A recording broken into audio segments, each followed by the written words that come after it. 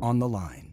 The technology has enabled us to set aside some of the risk factors of sending a pilot in harm's way. So it's meant that we've conducted a lot more strikes that would have been more problematic if we were using manned systems.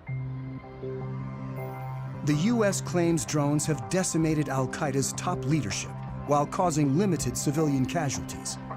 But the facts are hard to come by. We know fairly well how many strikes are occurring. What we don't know is the details, who the targets were, whether they were actually eliminated, or whether some other people were killed, because verification is very difficult. There are no fully reliable counts of civilian deaths, but some critics claim that as many as 30% of those killed in the broader drone wars are civilians, and that the strikes turn people against the U.S. and violate international law.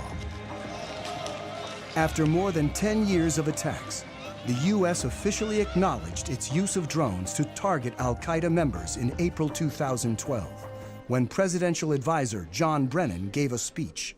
The United States government conducts targeted strikes against specific al-Qaeda terrorists, sometimes using remotely piloted aircraft, often referred to publicly as drones. He was met with a strong reaction. Hundreds of innocent people we are killing with our drone strikes in Pakistan and in Yemen and Somalia. They deserve an apology from you, Mr. Brennan.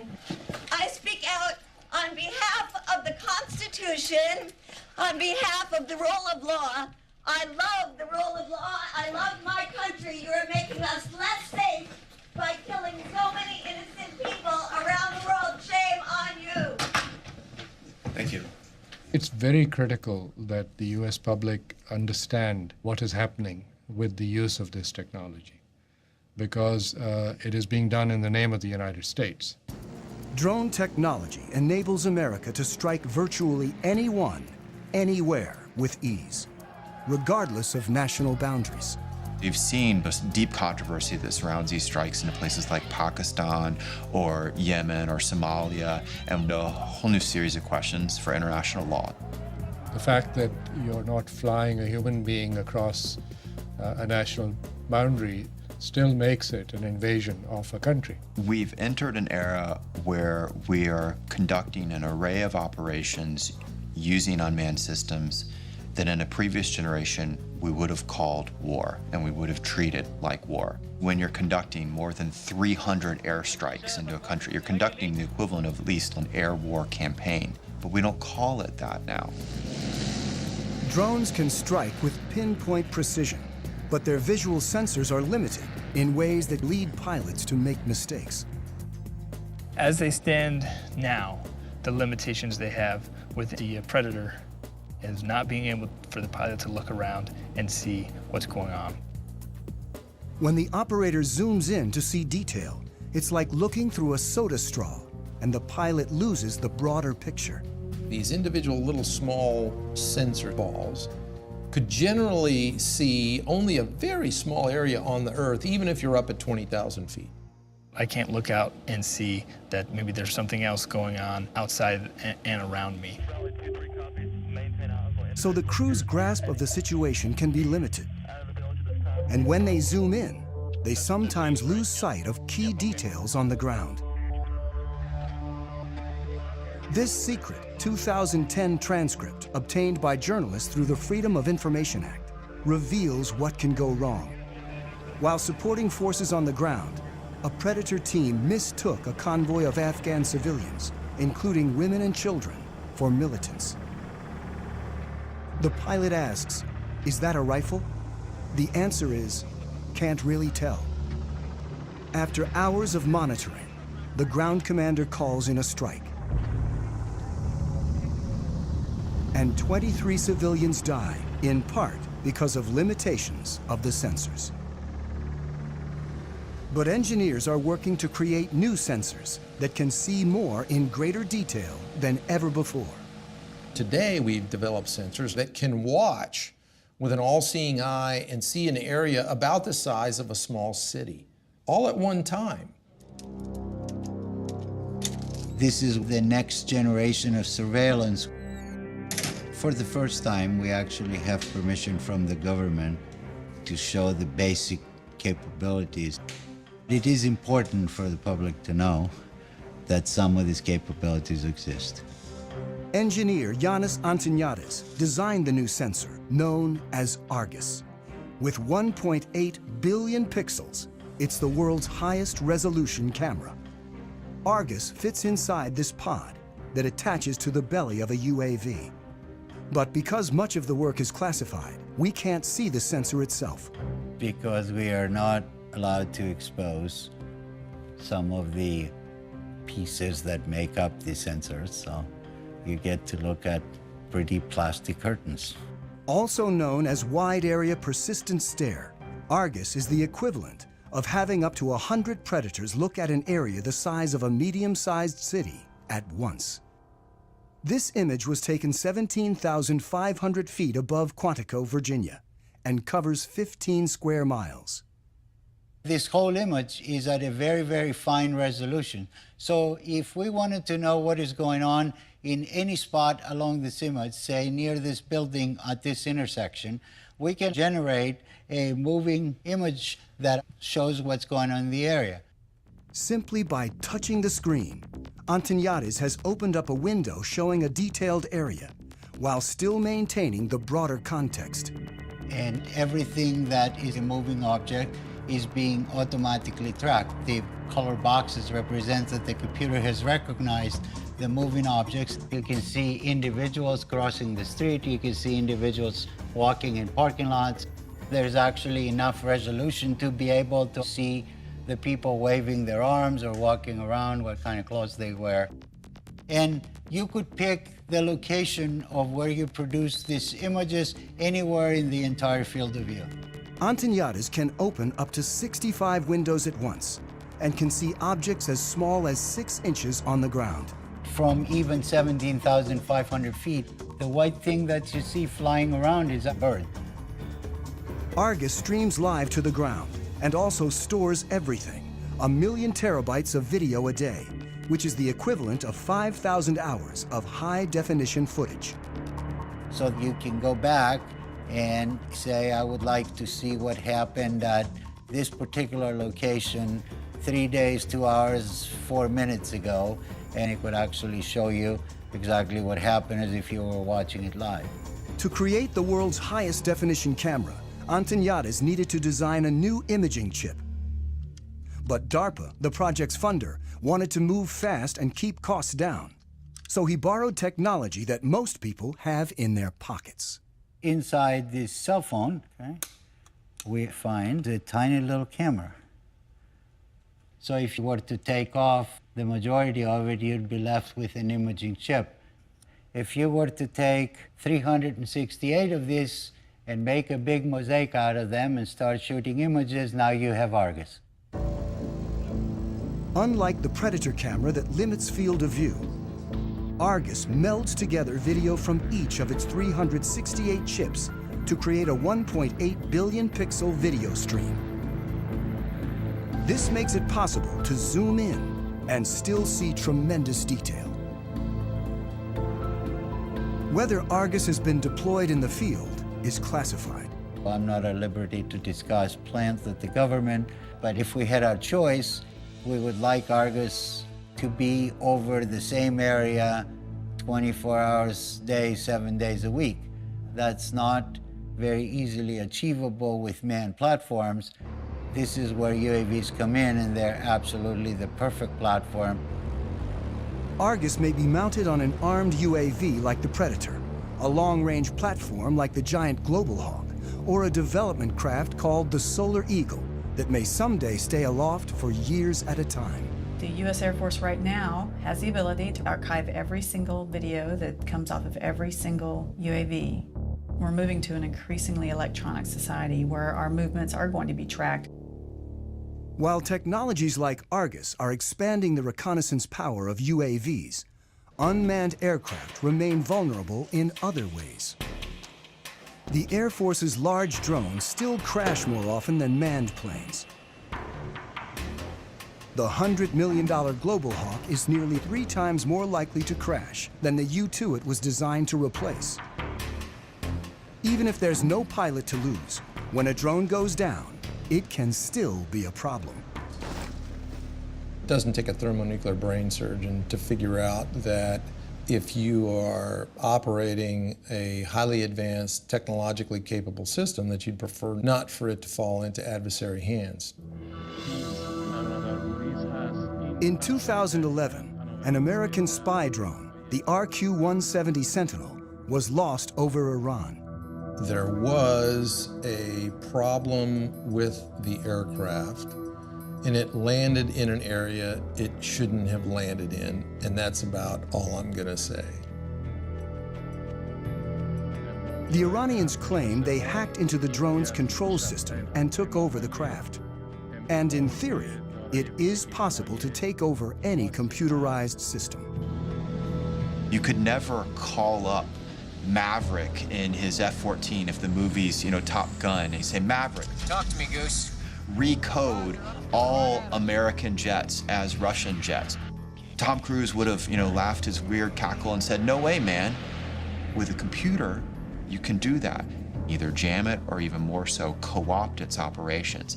And it's a whole new era in war. Opens up a lot of new possibilities and, of course, huge new dangers to think about. Why the Sentinel went down remains classified. But experts point out that drones often crash for very basic reasons. UAVs sometimes aren't that smart. Their self-diagnosis isn't all that smart. And by the time they have a problem, it's too late. You lose the link, lose power, and you're gone. Control can be lost for a number of reasons. When Reaper pilot Chad simply banks too sharply, he loses the satellite link. Uh-oh. The picture freezes, and he's momentarily flying blind. That was me turning. He quickly levels the craft and restores the link. I was turning aggressively, and it had trouble keeping up the satellite link. There is a degree of vulnerability involved with remotely piloted aircraft that have a command link, or they're actually operated by operators, that you can overcome by having a human in the cockpit. Dark Star, football. If for some reason I all of a sudden hear an increase in airspeed, I start to feel a roll, and I'm not intending for that to happen, well, something is going wrong, and I now need to make sure that I'm doing what I need to be doing. Unlike manned planes, drones depend on control links that can be lost, or potentially, as may have happened with the Sentinel, even taken over by the enemy. But what if a craft could operate on its own, free of any links, and even make its own decisions? In a lab at the University of Pennsylvania, Vijay Kumar is funded in part by the military to create autonomous drones that don't need external links and, like us, can sense their environment. What you see on this robot are these two chips here, which are essentially rate gyroscopes. These play the same role as the semicircular canals in the human body located near the ears, which essentially tell us orientation. So the rate gyroscopes that are on board can actually measure these angular velocities at thousands of times a second. This chip here is the accelerometer, and this allows the robot to sense accelerations in the lateral direction. So these are analogs to the otolith organs that measure acceleration in the human head. When a human pilot feels an unexpected change in acceleration, he knows to adjust the aircraft. And the robots do exactly the same thing. The sensors adjust the craft by changing the relative velocities of the rotors and allow the drones to follow a leader with precision. A fundamental problem in coordinating multiple robots is the ability to maintain formations. What a robot has to do is determine where its neighbors are and figure out what the relative position is, and then monitor that relative separation very carefully. You only need to tell one robot how to move, and the other robots essentially maintain formation by just keeping a specified relative distance. In the figure eight, they come within inches of each other, so they have to combat aerodynamic effects from their neighbors, and they have to have very, very precise control. And all that is done autonomously. The precision of the robots allows them to do some things more quickly and accurately than human pilots can, like predict the movement and the shape of an object and adjust accordingly. In terms of acrobatics, I think it'll be hard to beat what a robot can do. The neuromuscular system in the human body, there may be delays of the order of 80 milliseconds to 200 milliseconds before you actually take an action in response to what you see. Well, robots have this unfair advantage. They can do these computations hundreds of times a second. So your delays are of the order of a millisecond and perhaps even less. In the lab, the drones communicate with a central computer that uses motion capture, an optical system that tracks silver reflective markers on the robots and tells them where they are at all times. But soon it may be possible to cut the cord. And they've already developed another autonomous drone that can go anywhere on its own. The holy grail is to do all of this without any kind of external sensing, without GPS. And in principle, we can do it. These bigger robots actually rely on observations of external features to tell them where they are in the environment. This drone carries a laser rangefinder that determines distance to obstacles, and a depth camera that reveals 3D information about the surroundings. They carry on board the processing power, the sensors that are necessary to look at the environment, to reason about the environment. So they can take their relative location and the location of the features to build a three-dimensional map. Well, I'd like to see this technology being used for humanitarian purposes. Imagine there's a 911 call from the building. I think we'll soon have the technology that enables, let's say, 20 UAVs to just swoop through the building and within a minute find out who's in each room and then communicate that to firefighters who are waiting outside. But any technology that you develop, there are always people who are going to use it in ways that the designer never intended them to be used. And the key components of drone technology are already available to virtually anyone. Over there. I got into the hobby about 4 years ago. It started out as a toy for my dogs to chase. I'm pretty obsessed with the hobby. I'm currently single, have been for 30 years. No kids. I just live here with my 3 dogs, and I get to spend nearly every night and every weekend working on these things. Corey Brixon of Orange County, California, is one of tens of thousands of drone hobbyists across the country. The basic quadcopter is about $500, which is the frame, the motors, the speed controllers, the electronics that you need. This is actually the GPS sensor, and that's sending the signals out to the satellites. The cameras, as small as they are, they're high-definition footage. Like the Predator, Corey's quadrotor has a programmable autopilot that uses GPS to navigate. He can set locations, altitude, and speed so the craft can fly autonomously. Corey flies for fun, but drones, small and large, are increasingly used domestically for more serious purposes. The Border Patrol searches for illegal migrants with Predators. Police departments are turning to smaller drones for reconnaissance. And thousands of individuals use them for their own, sometimes political, ends. We don't consider ourselves to be animal rights activists. We're investigators. Some of our targets are the pigeon shooters in Pennsylvania, so we had the copter up filming what's going on. There were a couple of shots, and it's slowly losing altitude. And then it takes one more shot, and it's down in the trees. You can hear the shooters start cheering and laughing and all that kind of thing. What they didn't know is that we had more. This incident is the first known shoot-down of a domestic drone, but it may not be the last. The spread of drones has raised concerns about privacy and even led one senator to propose legislation limiting domestic use.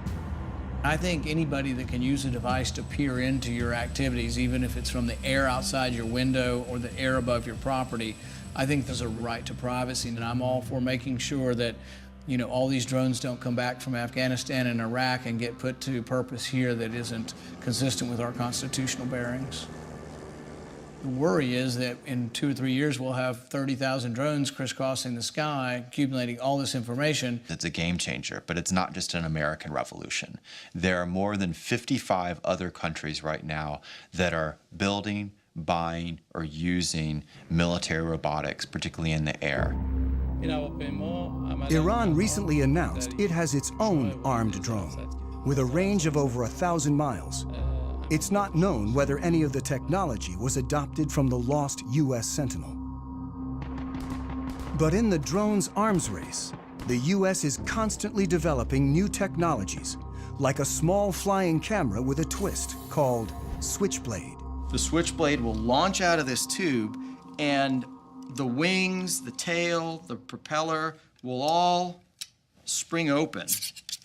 That's why it's called Switchblade. And so when the operator finds the target by looking into the viewing screen, he'll then send a command to the Switchblade that'll enable the Switchblade to basically hone in on that target and detonate its explosive charge upon contact. It's a tool that our customers are very excited about, and it's a tool we think will protect our forces and help save innocent lives.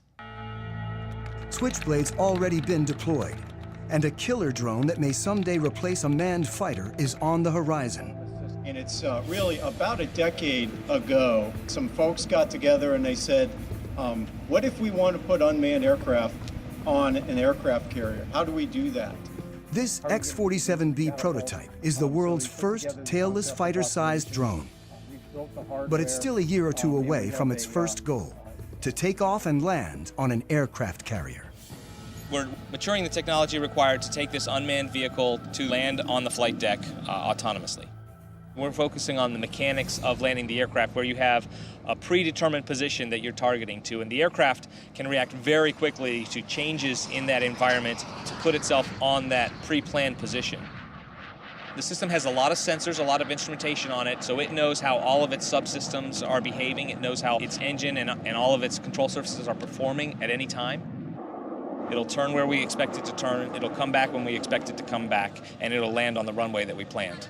Drones are no longer just eyes in the sky, and someday UAVs like the X-47B may be involved in sophisticated attacks alongside manned jets. It's the idea of the mix, the team working together. That's probably the future. You won't see every plane on the aircraft carrier be one of these. So right now the vision is, oh, we'll just have one or two.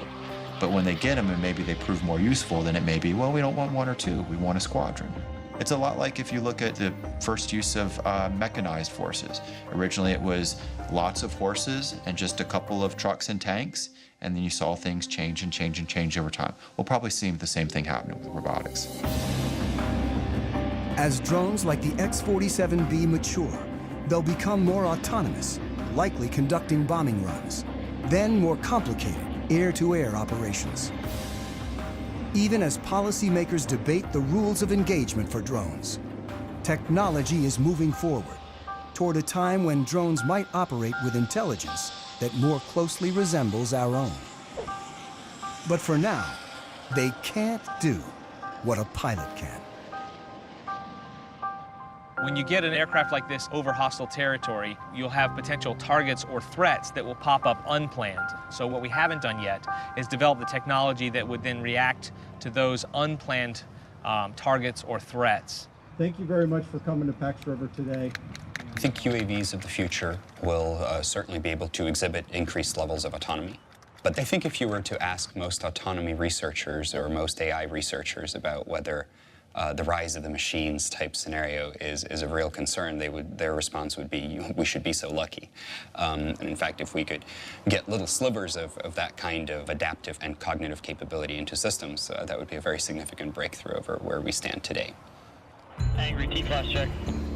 I've flown about 2,000 hours, and the missions that I've flown seldom go as planned.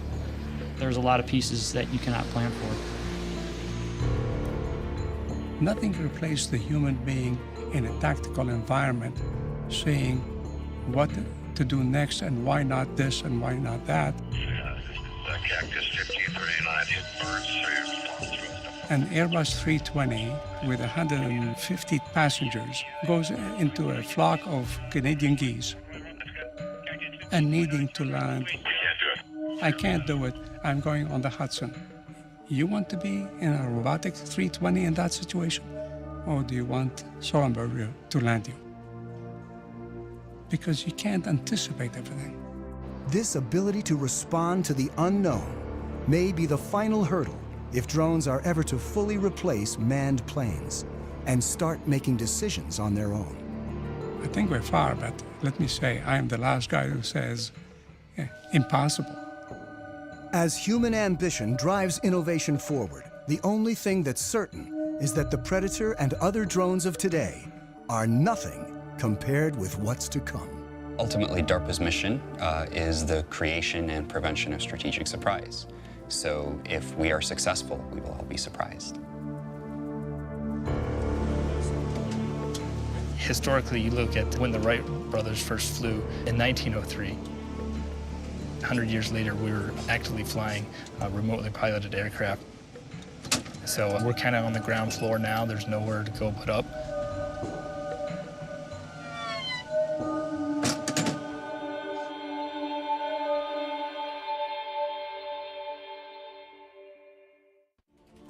Major funding for NOVA is provided by the David H. Koch Fund for Science, supporting NOVA and promoting public understanding of science. And by the Corporation for Public Broadcasting, and by contributions to your PBS station from viewers like you. Thank you. Additional funding from Lockheed Martin, inspiring tomorrow's engineers and technologists. And Millicent Bell, through the Millicent and Eugene Bell Foundation.